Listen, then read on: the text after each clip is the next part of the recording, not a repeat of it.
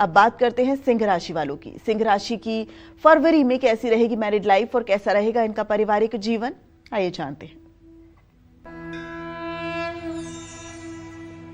सिंह राशि और सिंह लग्न में पैदा हुए लोगों का पारिवारिक जीवन प्रायः बुध ग्रह से देखा जाता है, क्योंकि बुध ग्रह द्वितीय भाव का स्वामी होता है।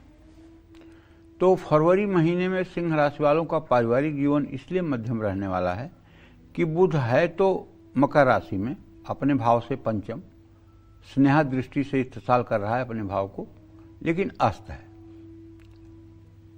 और केतु की उपस्थिति के कारण आपकी वाणी में कठोरता भी हो सकती है और छोटी बातों पर भी बहस हो सकती है। परिवार में कभी सामंजस्य तो कभी तनाव की स्थिति बन सकती है। आपके चतुर्थ भाव को यदि देखा जाए तो चतुर्थ भाव का स्वामी मंगल है, जो इस समय अस्त है, इसलिए माँ की सेहत में गिरावट आ सकती है, लेकिन भाई बहनों से सहयोग मिल सकता है। जरूरत पड़ने पर भाई बहन आपका साथ भी देंगे। महीने के दूसरे भाग में परिवार में सुख शांति आएगी। कुल मिलाकर परिवार के लिए महीने में धैर्य ही परिवार की शांति की कुंजी होगा। विवाहित जातकों के लिए फरवरी का महीना गड़बड़ है। राहु रिश्ते में गलतफहमियां लाएगा और तनाव बढ़ाएगा। जीवन साथी की सेहत कमजोर रह सकती है। मानसिक तनाव बढ़ सकता है।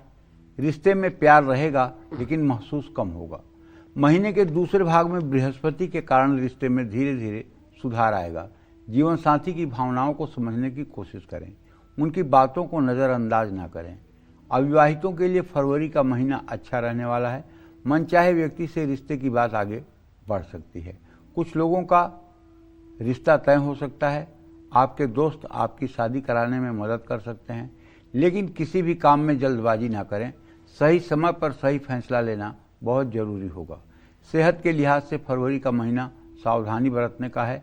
केतु आपकी राशि में बैठकर आपकी ऊर्जा में कमी लाएगा, मानसिक अस्थिरता देगा। शनि पुराने रोग को उभार सकता है। पेट में तकलीफ, त्वचा रोग, अनिद्रा परेशान कर सकते हैं। महीने के दूसरे भाग में मन में द्वंद्व बना रहेगा। समय समय पर डॉक्टर से सलाह लें। तनाव को खुद पर हावी न होने दें। नित्य प्रातःकाल आप सूर्य को अर्घ्य दें। ओम ब्रह्म स्वरूपिणे सूर्य नारायणाय नमः ऐसा 3 बार बोलते हुए सूर्य को अर्घ्य दें और अपने घर के पूजा स्थान में बैठकर कम से कम 108 बार गायत्री मंत्र का जप जरूर करें। अगर हो सके तो प्राणायाम करें। प्राणायाम में 15 सेकेंड का श्वास भरना, 60 सेकेंड श्वासों को रोकना और 30 सेकेंड तक श्वास को छोड़ना। और ये मंत्र के द्वारा अगर किया जाए तो बहुत ज़्यादा लाभकारी है। बिना मंत्र के भी किया जाएगा तो कम से कम आपका अभ्यास तो बढ़ेगा। इसका मंत्र आपको नित्य कर्म, पूजा, प्रकाश, प्राणायाम विधि में मिलेगा। ओम भू ओम भुवः ओम स्वः ओम मह ओम जनः ओम तपः ओम सत्यम ओम तत्सप्तुर्वरेण्यं भर्गो देवस्य धीमहि धियो यो नः प्रचोदयात्। ओम आपो ज्योतिरसो अमृतम ब्रह्म भूर्भुवः स्वरोम। भगवान विष्णु को नाभि पर नीले कमल दल पर बैठा हुआ आप ध्यान करें। अपने हृदय पर भूरे रंग के कमल पर बैठे हुए ब्रह्मदेव का आप ध्यान करें और अपने भ्रू मध्य में द्विदल कमल पर, सफ़ेद द्विदल कमल पर विराजमान भगवान शिव का आप ध्यान करें और 3-3 बार, एक सांस में 3 बार नाभि पर, 3 बार हृदय पर, 3 बार माथे पर इस मंत्र का जप करें। निश्चित रूप से ऐसा यदि आपने 1, 2, 3 वर्षों तक कर लिया तो आपकी प्राणायाम की अवस्था अगर सिद्ध हो गई तो दुनिया में आपके लिए कुछ करना बाकी नहीं रहेगा।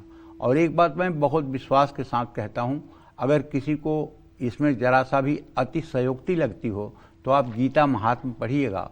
उसमें साफ लिखा हुआ है कि गीता अध्ययनशीलस्य प्राणायाम परस्य च नैवं सन्ति ही पापानि पूर्वजन्म कृतानि च।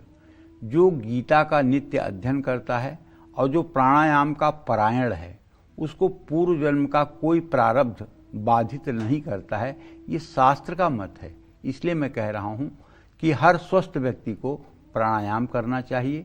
स्त्री पुरुष किसी को भी करना चाहिए, इसमें कोई भेद नहीं है। और प्राणायाम अगर किसी सफल व्यक्ति के निगरानी में शुरू किया जाए और उससे इसकी बारीकियों को समझा जाए तो और ही ज़्यादा इसके लिए लाभ आपको मिलेगा। जय मां विंध्यवासिनी।